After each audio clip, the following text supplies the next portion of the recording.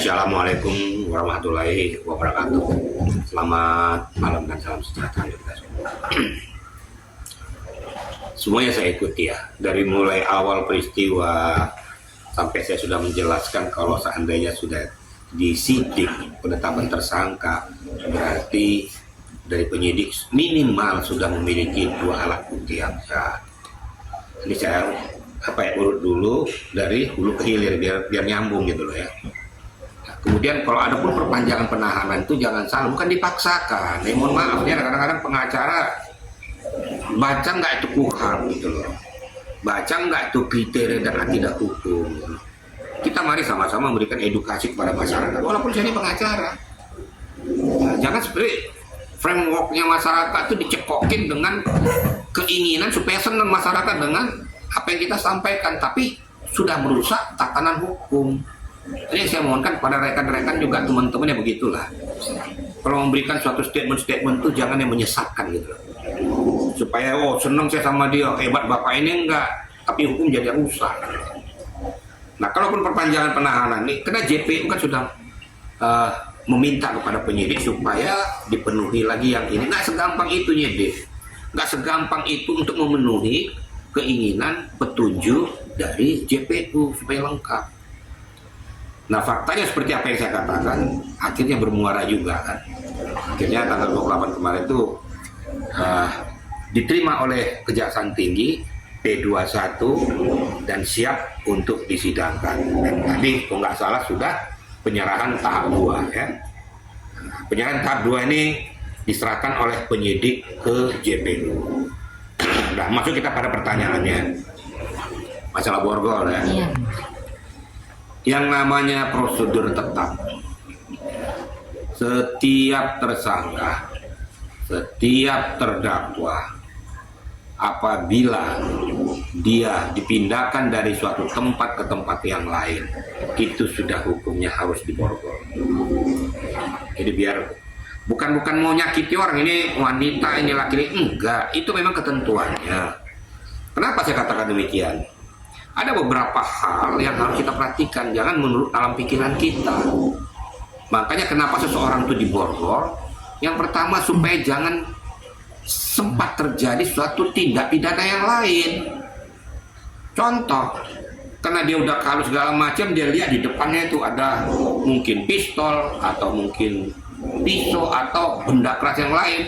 Daripada saya mendingan saya mati ya, dia ambil tuh ditembaknya semua tuh. Kan terjadi tindak pidana yang lain. Itu salah satu. Yang kedua, bisa saja dia berusaha untuk melarikan diri. Masalah nanti kalau ditangkap atau ditembak itu soal kedua, tapi dia sudah nekat. Tindakan nekat inilah yang kita cegah, makanya seseorang itu harus diborgol, perpindahan dari suatu tempat ke tempat yang lain.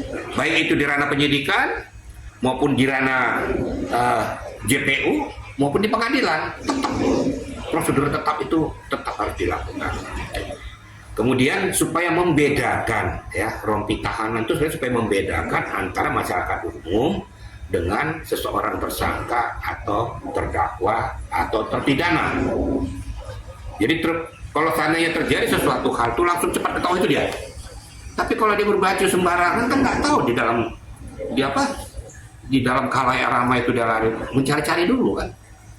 Itu salah satu di antara. Jadi menurut hemat saya seyogianya apabila itu sudah terjadi bukan hanya pada saat perpindahan dari penyidik ke JPU, mau dibawa ke rumah sakit saja itu diborgol.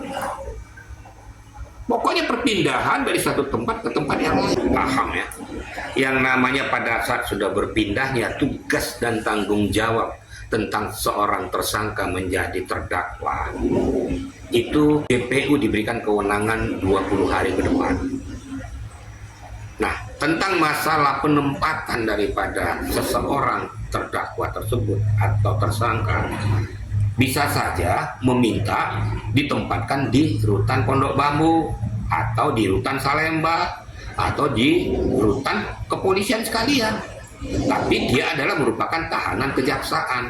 Makanya dikatakan tahanan kejaksaan cabang Salemba ataupun Pondok Bambu. Kebetulan ini Nikita Mirjani seorang wanita, supaya jangan bercampur dengan yang lain, dibuatlah di rumah tahanan wanita di Pondok Bambu sini. Jadi nggak ada hal yang aneh gitu loh, kenapa ke Pondok, bukan tahanan rutan Pondok Bambu, salah, tahanan kejaksaan. Kalau nanti pengadilan meminta supaya tetap masih ditahan sana, tetap aja di rutan Pondok Bambu, tapi sudah tahanan merupakan kewenangan daripada pengadilan. Berandai-andai lah, mungkin ya, nggak usah di kejaksaan, di polisian bisa aja turun 12 gelar perkara, 12 orang, apa ada yang aneh? Nggak juga. Mungkin supaya mempercepat proses daripada pemeriksaan berkas perkara yang baru dilimpahkan oleh kepolisian ke kejaksaan. Nggak ada yang aneh kok. Jangankan 6 jaksa, 10 jaksa juga bisa saja mereka gelar internal untuk menetapkan bagaimana kira-kira dakwaan yang harus kita lakukan. Kemudian dianalisis semua apa BAP yang sudah disampaikan oleh penyidik. Di situ dipetik nanti beberapa pokok atau pointer yang dipersiapkan mereka untuk nanti disajikan di sidang pengadilan. Jadi nggak ada yang aneh itu sebenarnya, ya. Jadi jangan orang berpikir, wah ini dipaksakan kok, sepertinya suatu peristiwa yang sangat besar gitu kan. Nggak ada, biasa-biasa saja. Wong sudah tidak pidana korupsi yang besar-besaran aja nggak gitu-gitu amat gitu loh. Jadi nggak ada yang aneh tuh. Jangan kan 6, 12 pun jaksa nggak ada masalah kok. Justru mereka tuh berkolaborasi, berinteraksi untuk mempercepat prosesnya supaya siap disajikan ke pengadilan. Kira-kira itu ya, media ya, saya luruskan ya. Jadi jangan sampai masyarakat berandai-andai, oh ini dipaksakan ini sebenarnya kasusnya ini sangat-sangat betul-betul jelimet, enggak lah. Kasusnya jelas kok, fakta hukumnya jelas kok. Kira-kira gitu media ya. Atau terkait yang disita uang 3M sudah disita, terus mobil sudah disita, ada kemungkinan nggak Pak yang lain-lainnya akan ikut disita? Tergantung nanti JPU. Yang jelas apa-apa yang disita oleh JPU itu pasti ada irisannya dengan peristiwa pidana itu. Nggak mungkin serta-merta disita kalau tidak ada irisannya dengan peristiwa pidana itu. Kalau saya menyatakan bahwa peristiwa pidana penyitaan barang bukti ini dan lain sebagainya ini pasti ada kaitannya dengan TPPU. Pasti ada kaitannya. Kalau tindak pidana biasa nggak mungkin. Nah, jadi jangan salah ya. Ada yang mengatakan tuh, kok hebat sekali kok sampai TPPU. Ada yang mengatakan lagi bahwa sudah bocor dari kejaksaan bahwa pemerasan akan dihilangkan. Saya ketawa ini pengacaranya dulu, amin-amin deh. Asal ngomong aja gitu loh. Pemerasan itu adalah pidana pokoknya. Lah kalau pidana pokoknya dicabut, dihilangkan, terus TPPU-nya kemana? Terus apa yang mau didakwakan oleh JPU? Kalau seandainya 368 ini dihilangkan, itu pidana pokok.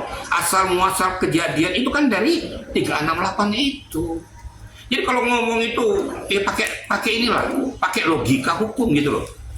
Jangan supaya nyenengin masyarakat, terus kemudian fans-fansnya sepeda, oh ini pengacaranya bagus nih, pokoknya seneng lah.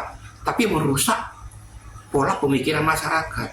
Ini yang saya, terlepas apa yang saya katakan, ini banyak yang bully saya nggak apa-apa. Kasus Pina aja banyak bully saya kok. Tapi apa yang saya katakan nyatanya benar. Bahwa saya bilang bahwa itu tidak akan mungkin dikabulkan Mahkamah Agung. Karena itu sudah ada gerasi dari Presiden yang menolak. Gerasi itu apa? Hak prerogatif tertinggi daripada Presiden pada saat mengeluarkan diterima atau tidaknya gerasi itu. Sebelum dikeluarkan gerasi ini siapa yang diminta pertanggungjawabannya? Makanan nih. Mungkin dari dari Menkumham juga. Mungkin dari staf khusus Presiden di bidang hukum. Jadi Presiden nggak serta-merta mengeluarkan. Tapi ya nggak apa-apa, saya kan memberikan edukasi. Makanya saya katakan seperti kasus ini. Saya tidak membela siapa-siapa. Ada yang kemarin mengatakan pada saya, Bapak ini dulu tempe, sekarang kacang goreng. Kita enggak. Saya tetap lurus pada hukum. Yang saya justru meminta sebenarnya, Reja Gladys ini harus segera ditindaklanjuti. Jadi ada keseimbangan. Nggak mungkin uang berpindah kalau nggak ada yang nyuap, yang berikan. Kenapa nih dia ini harus dihajar ini? Kenapa sampai kamu berikan uang 4 miliar ini kepada seseorang? Ada buktinya, Pak, ada transfer, ada yang tunai. Tentu ada peristiwa yang terjadi. Endorse enggak. Kau nyuap orang, kau nyampaikan uang pada orang.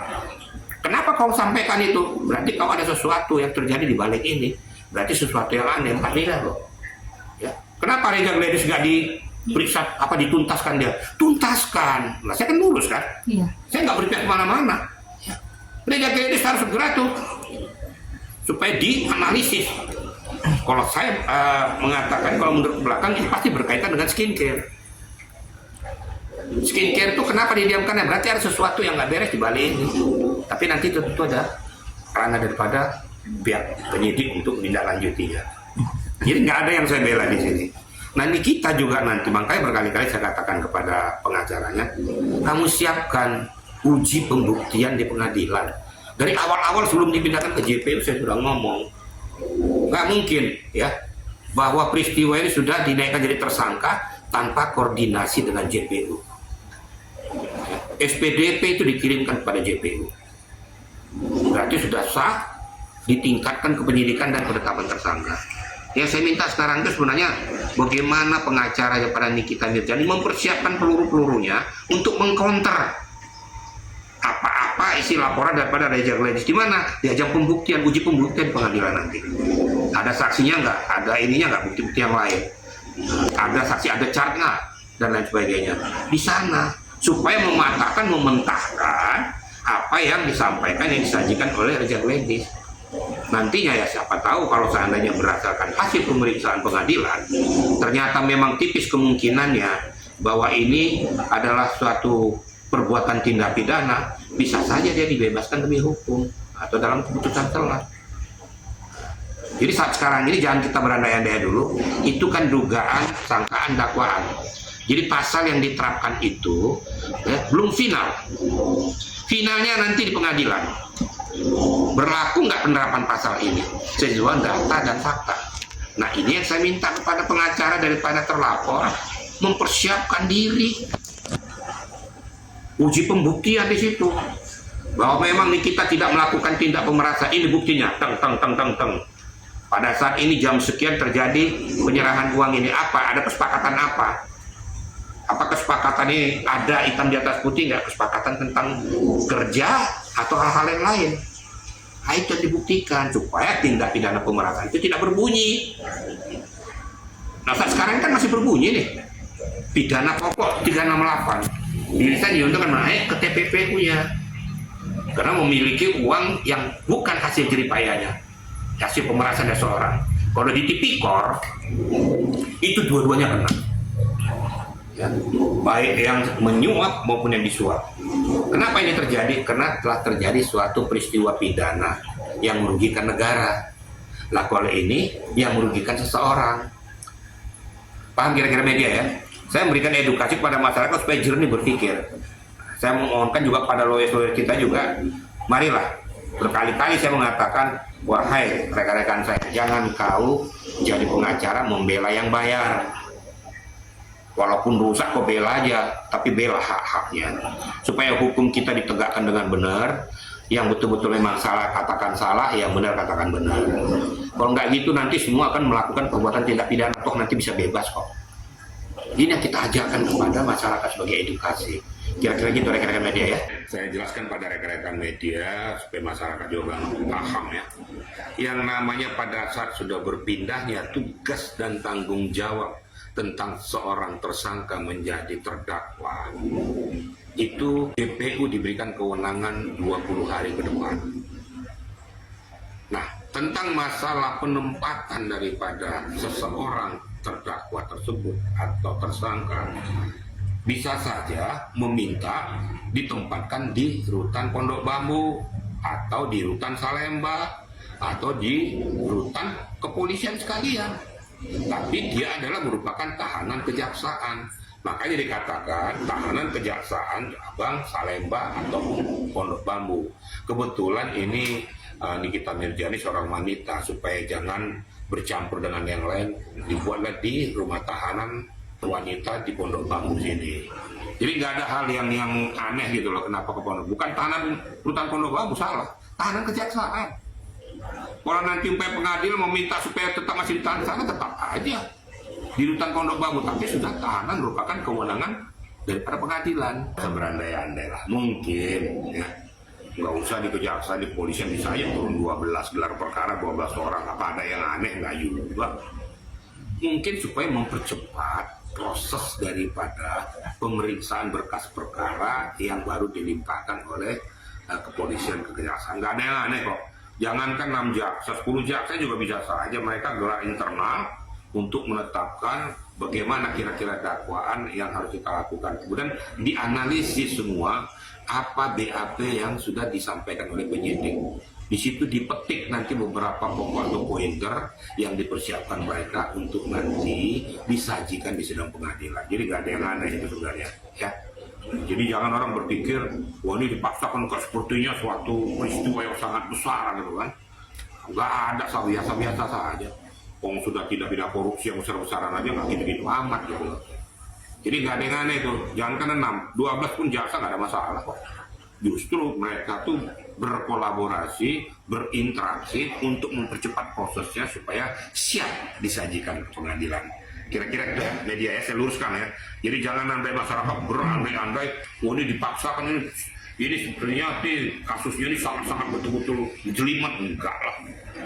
Kasusnya jelas kok, fakta hukumnya jelas kok.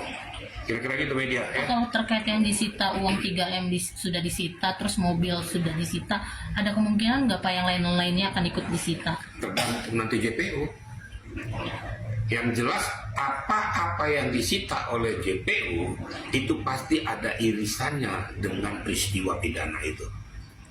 Nggak mungkin serta-merta disita kalau tidak ada irisannya dengan peristiwa pidana itu. Kalau saya menyatakan bahwa peristiwa pidana penyitaan barang bukti ini dan lain sebagainya ini pasti ada kaitannya dengan TPPU. Pasti ada kaitannya. Kalau tindak pidana biasa nggak mungkin.